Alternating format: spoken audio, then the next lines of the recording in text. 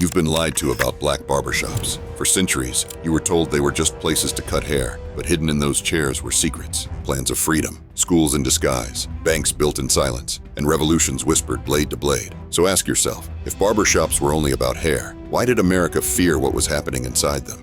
To understand the power of black barbershops, we need to go back to a time when freedom itself was out of reach: slavery. In the 1700s, most jobs were denied to the enslaved, but barbering was different. Cutting hair, shaving beards, keeping men presentable, it was one of the very few trades allowed. White barbers in the South often rented out enslaved men as so-called barber boys. Imagine this for a second. A man in chains, a human being denied his name, yet standing face to face with governors, generals, even presidents, razor in hand. That razor wasn't just a tool for grooming. In many cases, it became a chance, a strategy, even a ticket to freedom. Historical records from Charleston in 1765 reveal that some enslaved barbers could earn up to $4 a week in tips and off-hours labor. $4. That was more than most enslaved field workers would ever see. Some saved quietly, hidden coin by coin, until one day they had enough to do the unthinkable: purchase their own freedom. Think about that. A man could cut another man's hair while secretly cutting away his own chains. How many freedom stories were hidden in the simple sound of scissors? And here's the haunting question. If salon chairs became stepping stones to freedom in the darkest age of slavery,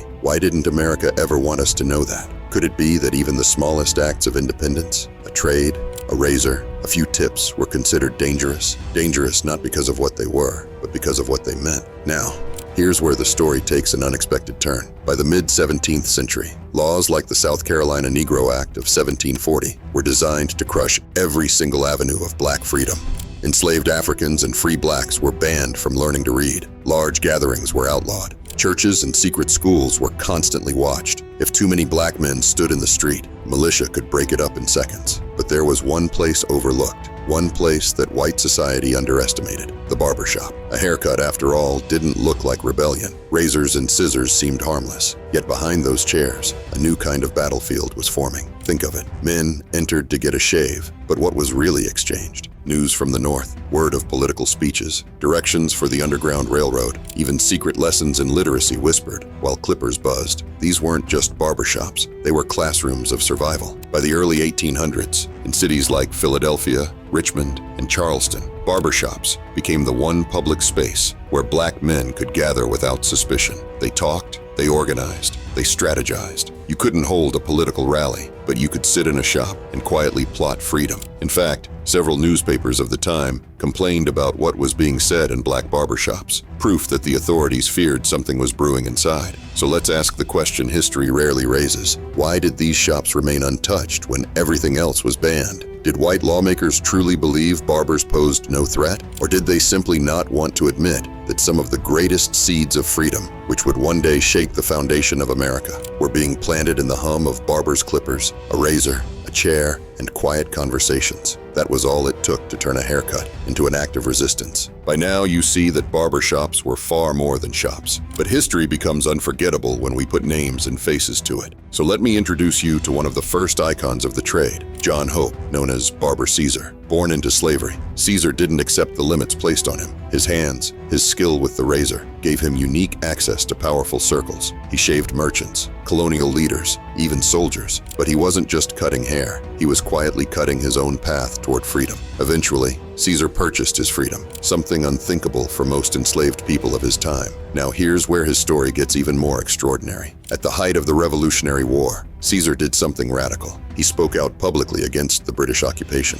Imagine this: an African-American barber, born in bondage, daring to take a political stand in an age where men like him weren't even considered fully human by law. How dangerous was his voice? How threatening was it for an enslaved man to hold influence among free men? But Caesar was not alone. Throughout the late 1700s and early 1800s, black barbers, both free and enslaved, found ways to expand their reach. Some became successful enough to attract both white and black clientele, navigating two worlds that normally never touched. A haircut became more than grooming. It was a bridge, a chance to hear whispers, gather information, and distribute ideas. Think about how radical this was. In an era where the very act of reading was punishable, a barber's chair became a seat of knowledge, one client at a time. Each conversation could shift alliances, raise questions, or plant the seeds of resistance. So here's the haunting puzzle. Why do we remember the generals, the soldiers, the politicians, but not the barbers like Caesar? Could it be that recognizing them would force America to admit an uncomfortable truth? That power often rose not from the battlefield, but from the most ordinary of places: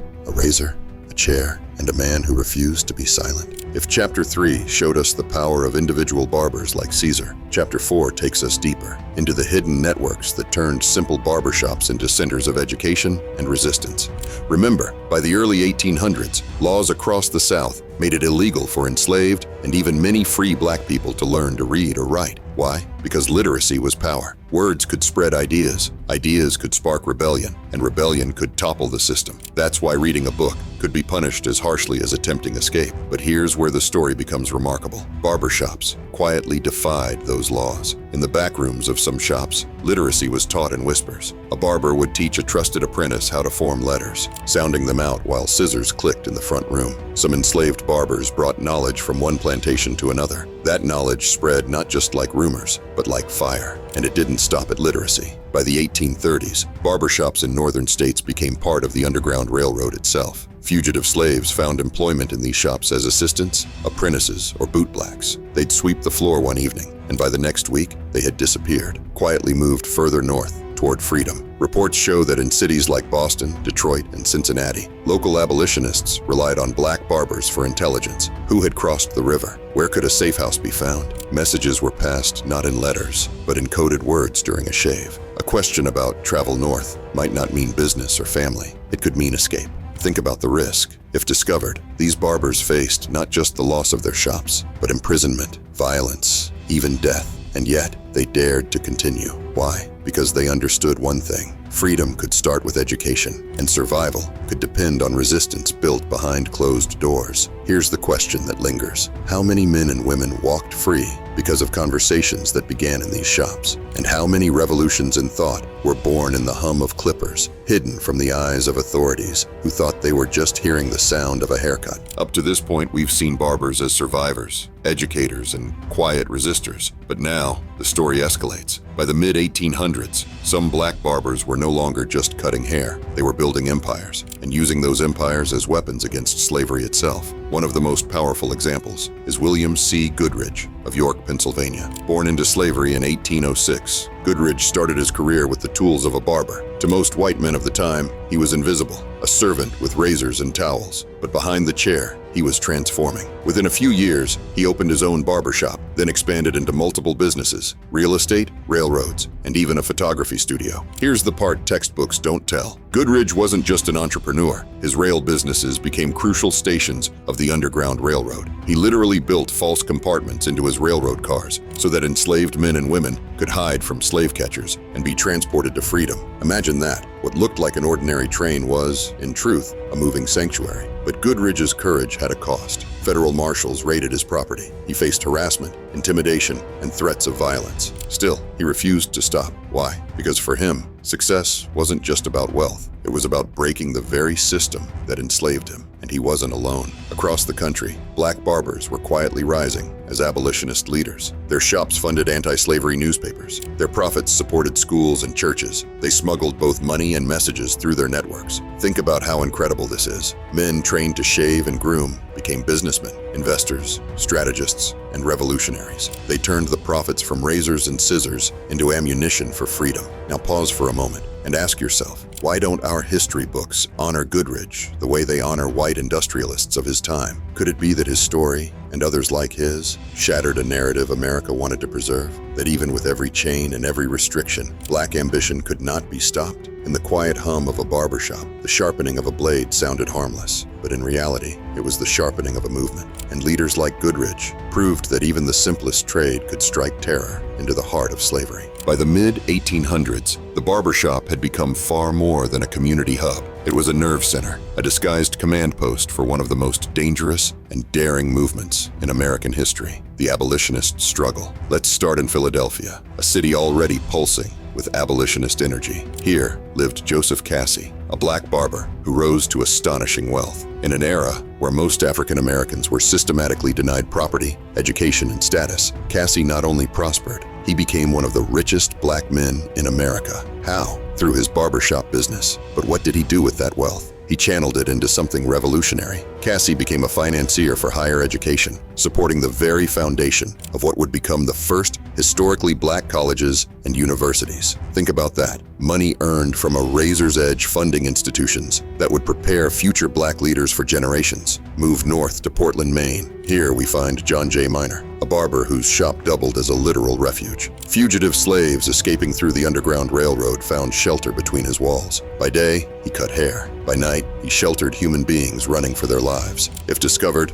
his entire livelihood, and perhaps his life, would have been destroyed. And yet he persisted. Why? Because he believed freedom was worth more than safety. Then there's George D. Baptist in Detroit, a figure almost lost to history. Reports claim he may have helped more enslaved people cross into Canada than even Harriet Tubman herself. His barbershop was a gateway, a front line in the war for liberation. So ask yourself, if Baptist helped free so many, why do we not speak his name alongside the great heroes of abolition?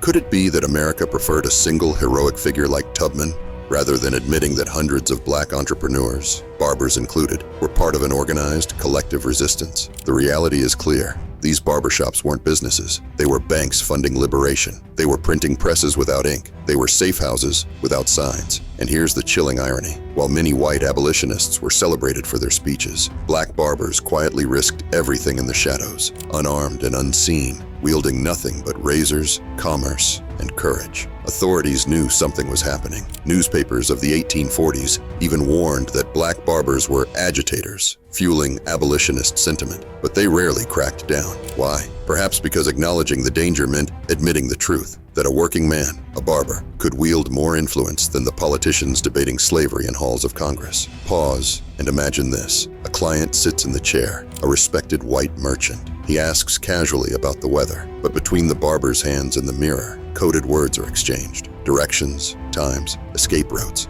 Even while trimming sideburns, the barber was trimming away at the very roots of slavery. So here's the haunting question that lingers through history. Were these men just barbers, or were they generals fighting in America's longest war for freedom? And if their shops were truly revolutionary headquarters, why have their names been cut out of the story? When most people think of the civil rights movement, the names that come to mind are Martin Luther King Jr., Rosa Parks, or Malcolm X. But what if I told you that some of the earliest sparks of resistance, some of the most powerful and influential leaders, were born out of barbershops, or even barbers themselves? The connection between the barber's chair and the civil rights battlefield is far deeper than most of us have ever been told. Let's begin with Moses Dixon, a figure often left in the margins of history. Dixon started as a humble barber, cutting hair to make a living. But behind the razor, he was organizing something extraordinary. He went on to found the Knights of Tabor, a secret fraternal order that at its height boasted more than 42,000 members across the United States. Imagine that,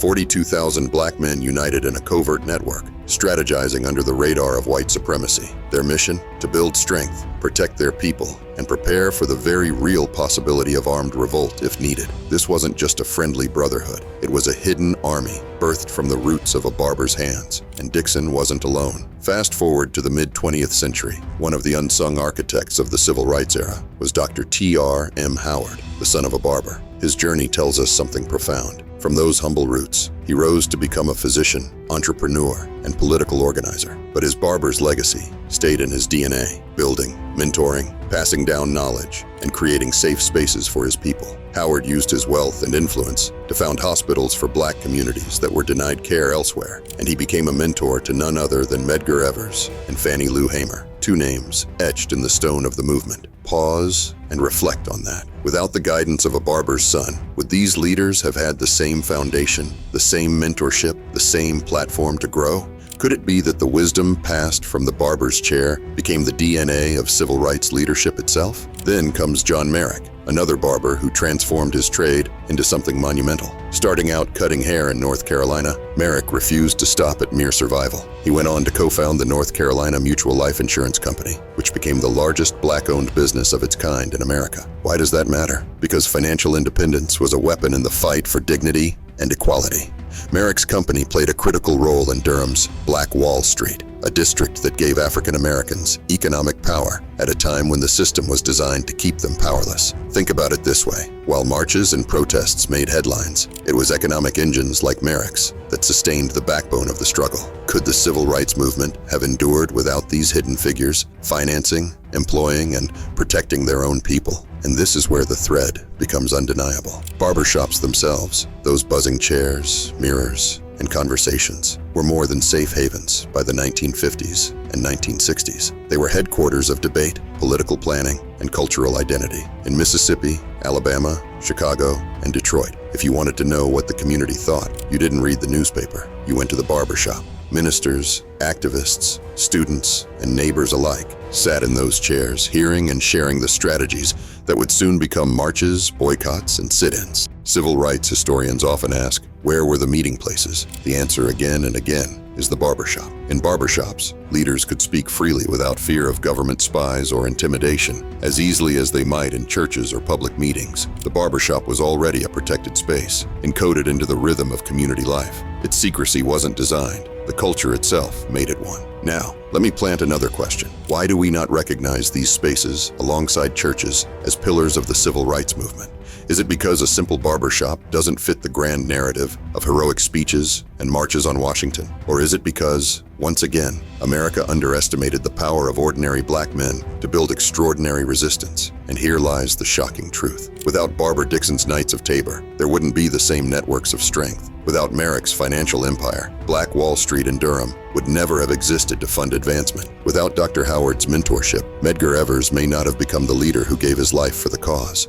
The barber's tools shaped more than hair. They shaped futures, leaders, movements, and victories. So the next time someone asks how the civil rights movement endured, tell them it started not just on pulpits or in marches, but in the quiet resistance of clippers, mirrors, and the courage of barbers who dared to lead from the shadows. The only question that remains is this: if barbers and their shops wielded such power, why has America continued to silence their role in this movement? By now, we've uncovered how the barbershop evolved from survival in slavery to safe houses in abolition to breeding grounds of the civil rights movement. But what about today? What about the living legacy? What happens when the razor, the chair, and the mirror don't just cut hair? They cut through centuries of oppression to build culture, pride, and independence that still define Black America. Let's start with economics. Since the 19th century, barbering has been one of the strongest paths to Black entrepreneurship. Why? Because when Black men and women were systematically locked out of white-controlled labor markets, the barbershop remained one of the few trades where they could own their own space. A Black barber didn't need approval from a bank that refused loans or a plantation owner who denied wages. All he needed were tools, skill, and clients. And in that independence, an empire was born. By the early 20th century, barbershops were not just local businesses. They were symbols of economic sovereignty. Some of the most successful Black-owned companies in America were seeded by barbers who reinvested small profits into schools, insurance companies, funeral homes, and newspapers. A haircut funded a movement. Each dollar that stayed in the community built a resistance to poverty and exclusion. Could that be why white institutions feared the rise of Black-owned enterprises? Because behind the hum of clippers, wealth was slowly being weaponized. But it wasn't just about money, it was about culture. Walk into a Black barbershop and you will hear the pulse of the community. Music bleeding from radios, debates about politics, sports, and religion. Young boys sitting wide-eyed, listening to grown men argue about history and future. Fashion trends discussed, philosophies tested, laughter echoing in between. The shop became what scholars later called a third space. Not home, not church, not work, but a sacred in-between where identity was sharpened as much as the edges of a haircut. Think of it this way. The barbershop was a school without chalkboards. Lessons about manhood, about resilience, about survival were passed from one generation to the next in those chairs. For many young Black men, their first real conversation with elders outside their family happened in a barbershop. Life lessons disguised in small talk while getting a fade. How many futures were saved because of those conversations? How many paths altered by the advice of a barber who served not just as a stylist, but as a mentor, counselor, and even a surrogate father? And this cultural heartbeat survived every attempt to erase it. During Jim Crow segregation, when laws tried to humiliate and destroy Black dignity, the barbershop remained untouchable and untamed. Segregation forced separate spaces, but in doing so, it inadvertently fortified the shop as a Black-only sanctuary. Here, African Americans could talk without censorship, strategize for civil rights, and celebrate their own culture outside the gaze of white supremacy. Now, fast forward to the present. In cities from Atlanta to Detroit, Houston to Los Angeles, the Black Barbershop still holds that aura. It is still the place where community business is discussed before it hits the news. It's where elections are debated before ballots are cast. It's where confidence is braided into identity, where style is sharpened into strength. Scholars often compare barbershops to jazz clubs or hip-hop studios. Yes, they cut hair, but more importantly, they produce culture. But here's the uncomfortable question.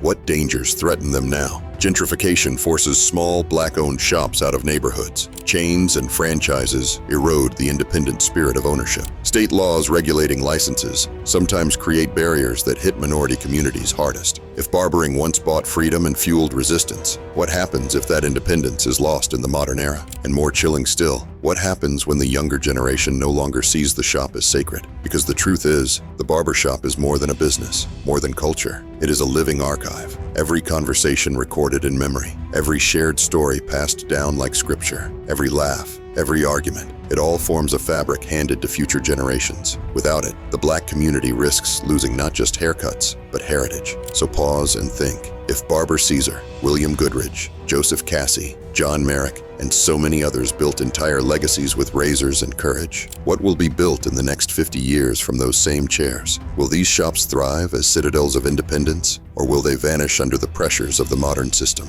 The answer may hold the key to the future of Black wealth and identity itself. Because if history has shown us anything, it's this. When Black people sit in a barber's chair, they are never simply grooming their hair. They are grooming their power. And if you think this story ends here, you're mistaken. What came next is even more hidden, more powerful, and more unsettling than the story of barbershops. Click now, because the truth waiting for you will change the way you see history forever.